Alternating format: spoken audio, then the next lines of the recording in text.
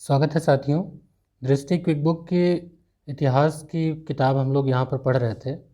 इसमें जो important facts हैं उनकी समरी हम लोगों ने देखा। अभी तक सल्तनत काल चल रहा था। इसके जो पहले के वीडियोज़ हैं वो आपको प्लेलिस्ट में मिल जाएंगे। जो इसके लिंक्स हैं और सारे वीडियोज़ की वो भी मैं इसके डिस्क्रिप्शन बॉक्स में अवेलेबल करा दूँगा, जहाँ से आप उन सभी को देख सकते हैं। तो आपका रिस्पॉन्स देखते हुए, आपके कमेंट को देखते हुए मैं इसको आगे कंटिन्यू कर रहा हूँ। अगर आपको अच्छा लगता है तो वीडियो को लाइक करिएगा।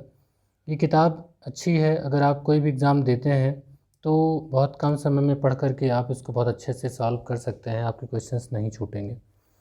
शुरू करते हैं। तुगलक वंश 1320 से 1414 का इसका काल है। अगर देखें तो लगभग 94 वर्षों तक का ये काल है। सल्तनत काल में सबसे लंबा समय अगर देखा जाए तो तुगलक वंश का ही है। आपने देखा था कि खिलजी वंश के अंतिम शासक नासिरुद्दीन खुसरो शाह की हत्या करके दिल्ली सल्तनत में तुगलक वंश की स्थापना होती है और इसकी स्थापना करते हैं गयासुद्दीन तुगलक। तो इनका नाम था गाजी मलिक। बाद में गयासुद्दीन तुगलक के नाम से तुगलक वंश की स्थापना करते हैं। क्योंकि इनके पिता जो हैं वो कराना तुर्क थे, तो इसलिए कराना तुर्क जो है इस वंश को कराना तुर्क भी शासक कहा जाता है। मैं यहाँ पर ले लेता हूँ कलर, जिससे कि आपको आसानी हो देखने में। अगर गयासुद्दीन को देखें तो गाजी मलिक का जन्म जो है साधारण परिवार में हुआ था। इनकी माता जो थी पंजाब की एक जाट महिला थी। पिता बलबन का तुर्की दास था और ये अलाउद्दीन खिलजी के समय में ही सैन्य अभियानों के अध्यक्ष और दीपालपुर के राज्यपाल नियुक्त किए गए थे। मंगोलों से पराजित करने के कारण गयासुद्दीन तुगलक मलिक उल गाजी के नाम से प्रसिद्ध हुआ। 1320 में गयासुद्दीन तुगलक गद्दी पर बैठा और दिल्ली का वह प्रथम सुल्तान था जिसने गाजी की उपाधि धारण करी। गाजी उसे कहा जाता था जो काफिरों का घातक होता था। तो उसके सामने कई चुनौतियां थीं। उन सबको धीरे धीरे उसने पार पाया और तुगलकाबाद नामक नगर बसाया। देखा जाए जो तुगलक शैली है वास्तुकला की, वो इसके मकबरे के निर्माण से प्रारंभ होती है। अगर इसके प्रमुख सैन्य अभियानों की बात करें तो 321 में इसके पुत्र थे जौना खां। जौना खां को तेलंगाना यानी कि वारंगल के शासक प्रताप रुद्रदेव के विरुद्ध अभियान के लिए भेजा। तो इसको अभी आप देखेंगे मोहम्मद बिन तुगलक के नाम से ही यही जौना खां आगे चल के शासक बनेगा इसके बाद। तो यही जौना खां तेलंगाना का पहला अभियान करते हैं लेकिन असफल होते हैं इसमें।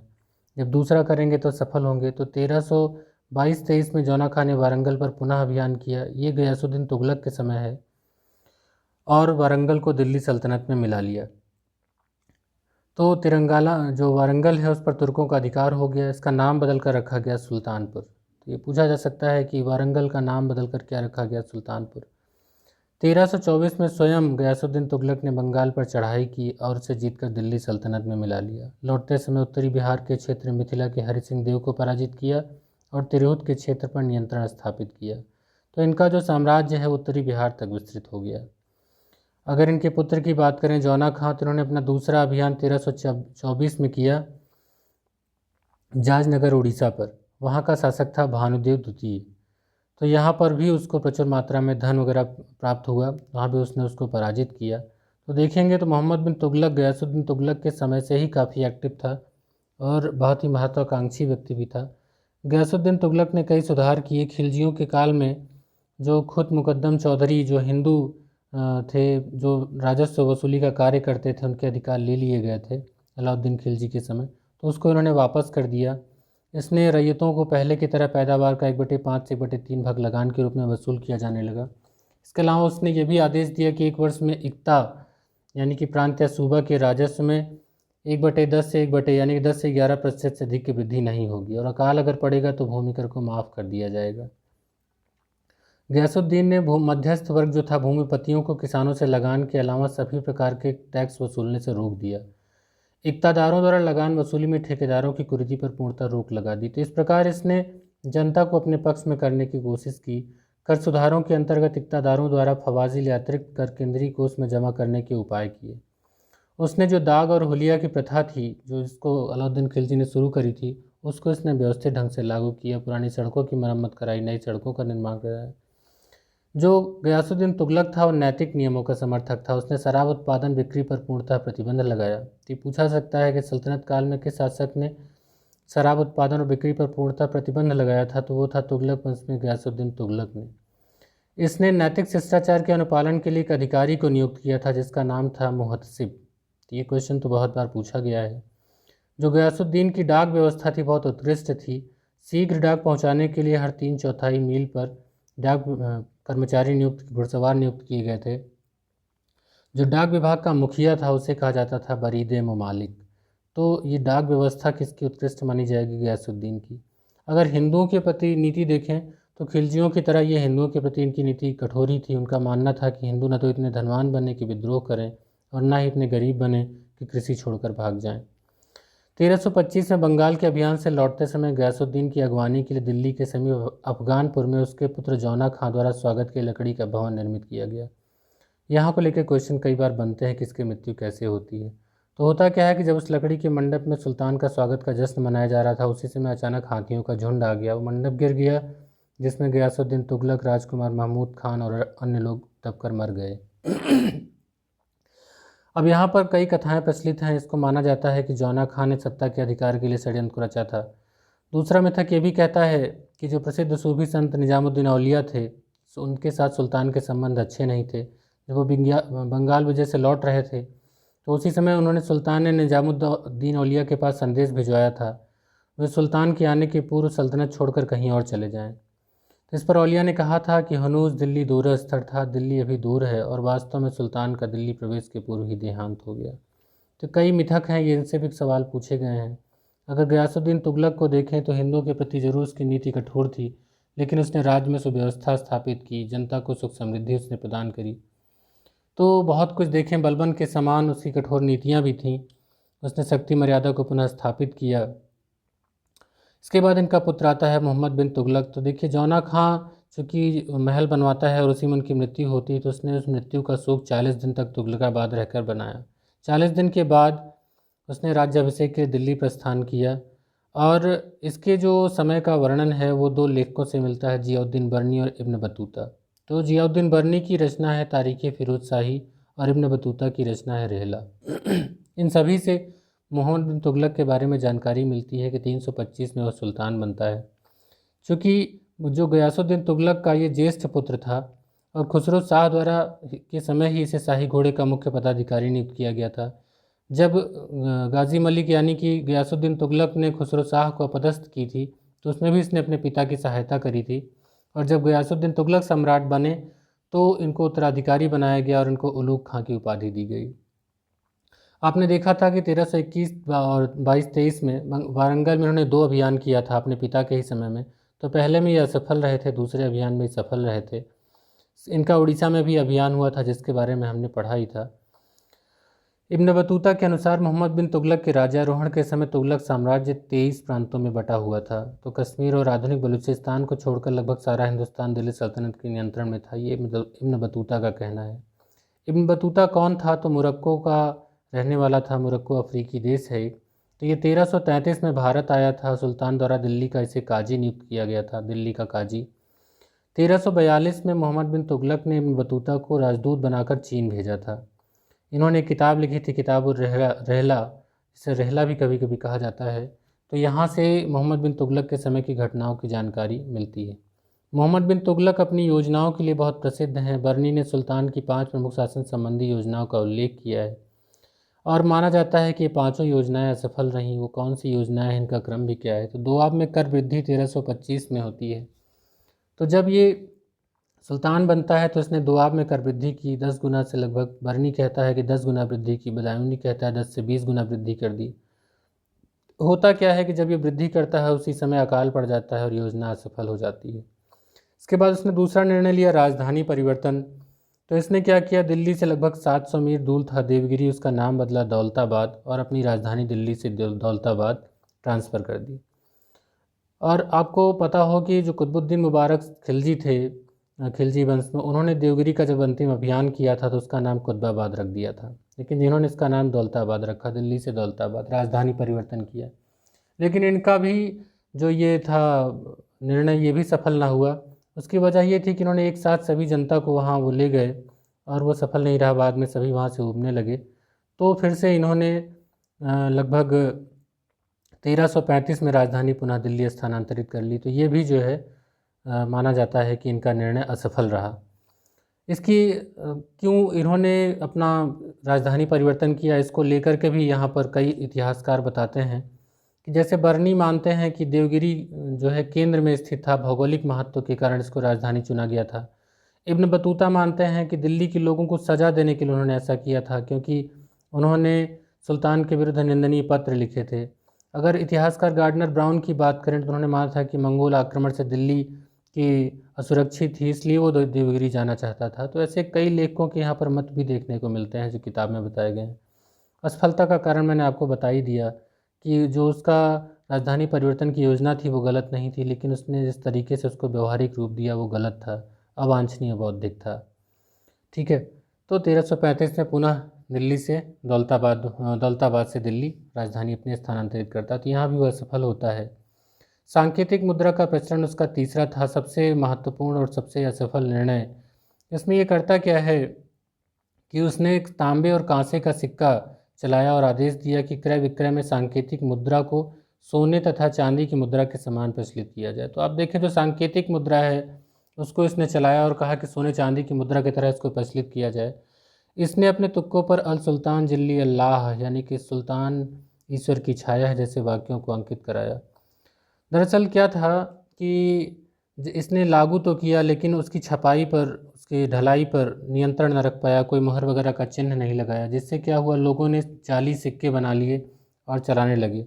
यहाँ तक कि जो राजस्व का भुगतान था वो भी इन्हीं सिक्कों से किया जाने लगा, जिससे कि अर्थव्यवस्था कमज़ोर हो गई। तो ये भी निर्णय उनका असफल रहा और उनका राजकोष जो है वो खाली होने लगा।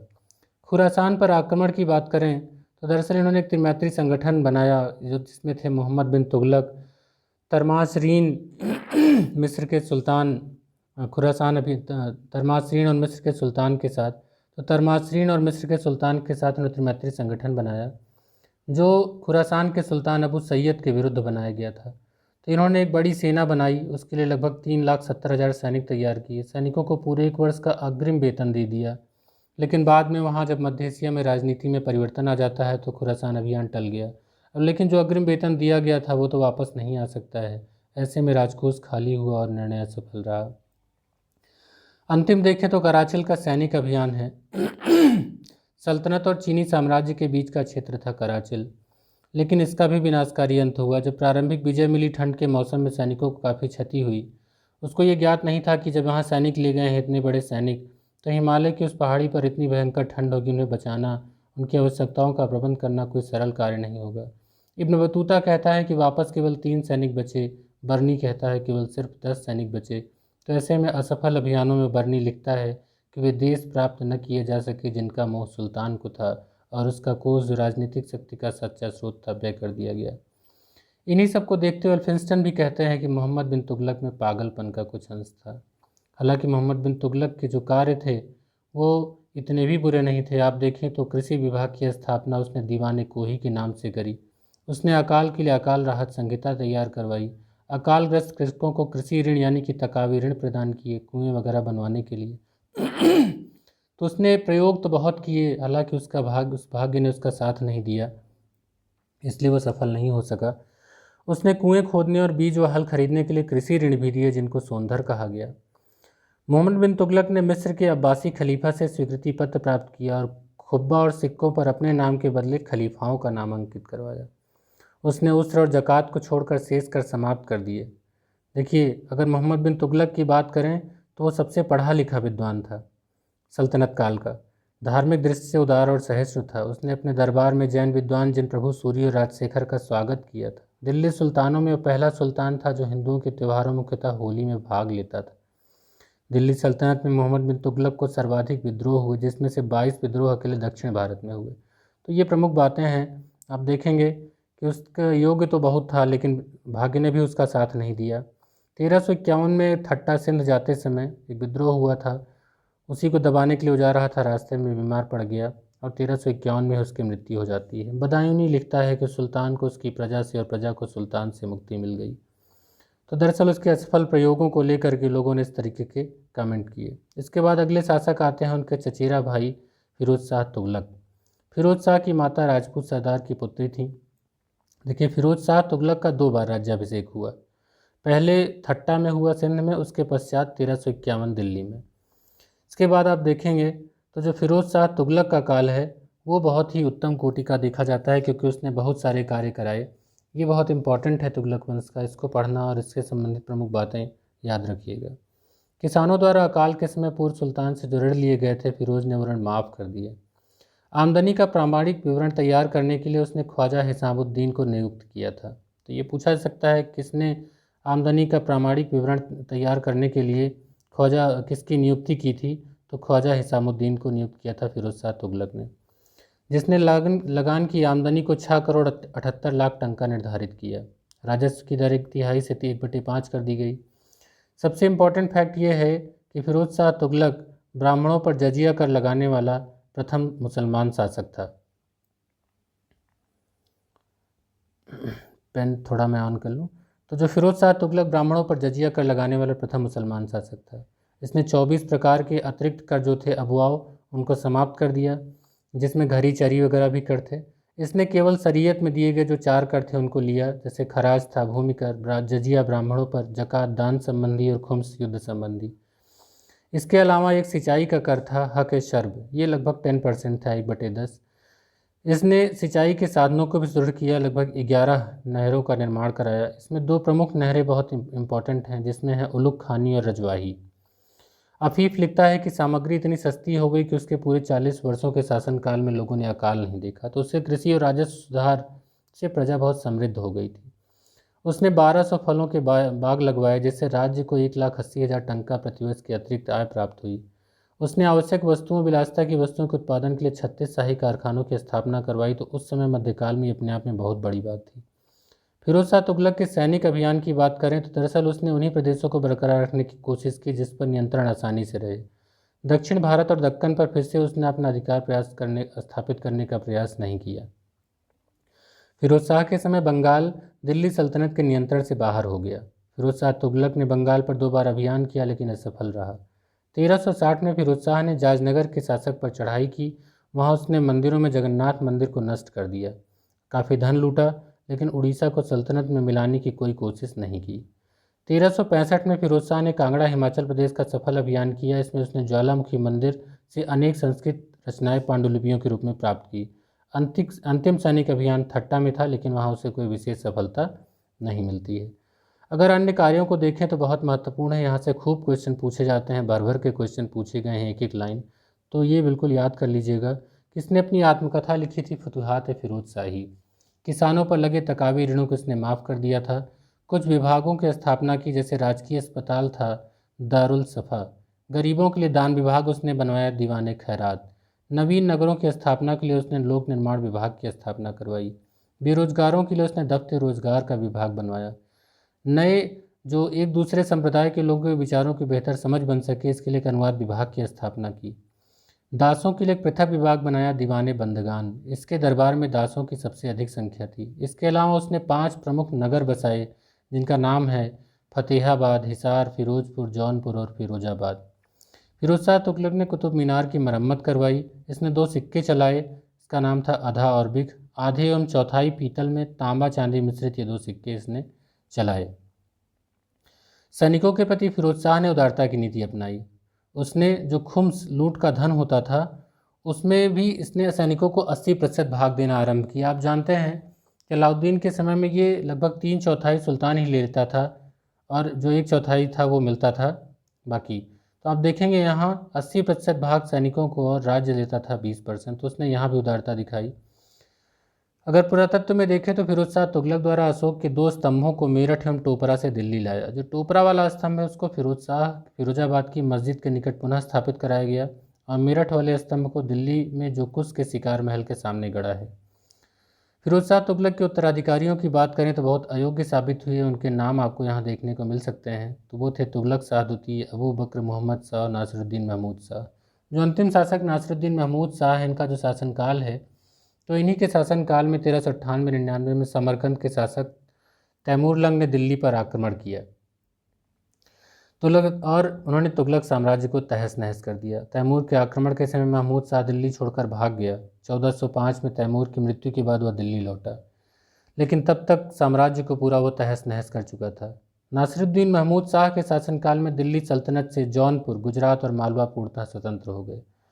अगर फिरोज शाह तुगलक का मूल्यांकन करें तो कल्याणकारी निरंकुश शासक था। एल्फिंस्टन ने फिरोज को सल्तनत युग का अकबर कहा है। तुगलक वंश के अगर पतन की बात करें तो तुगलक वंश का शासनकाल भले दीर्घकालिक रहा है, लेकिन जो उसकी महत्वाकांक्षी योजनाएं थी मोहम्मद बिन तुगलक की, वो भी घातक साबित हुई। फिरोज शाह तुगलक ने दया क्षमाशीलता की नीति अपनाई। फिरोज शाह तुगलक के दुर्बल और विलासी उत्तराधिकारी हुए। अमीरों के बढ़ते प्रभाव, षड्यंत्र, विलासितापूर्ण जीवन ने कमजोर राजनीतिक अवसर का लाभ उठाकर तैमूर ने भारत पर आक्रमण किया। ऐसे कई कारण बने जिससे तुगलक वंश समाप्त हो गया। इसके बाद आप देखेंगे तो जो तैमूर का आक्रमण होता है उन क्षेत्रों पर अपना अधिकार जमा लेता है और अपना जो क्षेत्र है वो खिज्र खां को दे करके जाता है। जो नए वंश सैयद वंश की स्थापना करते हैं, इसमें 4 शासक आते हैं, इसको हम लोग पढ़ेंगे। और उसके बाद देखेंगे किस प्रकार बहलोल लोदी एक नए वंश लोदी वंश की स्थापना करते हैं। तो इसको हम लोग अपने अगले लेक्चर में पढ़ेंगे। और जो सल्तनत काल के बाद नवीन राज्यों का उदय हुआ उनके बारे में भी जानेंगे।